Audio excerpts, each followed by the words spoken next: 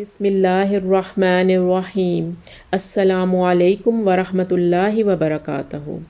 جب ابراہیم علیہ السلام کو آگ میں ڈالا گیا تو آخری کلمہ جو آپ کی زبان مبارک سے نکلا وہ یہ تھا، حسبی اللہ ونعم الوکیل، یعنی میری مدد کے لیے اللہ کافی ہے اور وہی بہترین کام بنانے والا ہے۔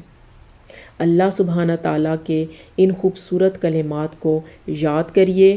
جب کبھی بھی کوئی مشکل اور پریشانی یا کسی اذیت میں مبتلا ہو جائیں تو ان کلمات کا ورد اپنی زبان سے جاری رکھیے، حسبی اللہ ونعم الوکیل۔ انشاءاللہ اللہ سبحانہ تعالیٰ ایسی جگہ سے مدد فرمائیں گے کہ سب اذیتیں، پریشانیاں اور مشکلات دور ہو جائیں گی انشاءاللہ۔ جزاک اللہ خیر۔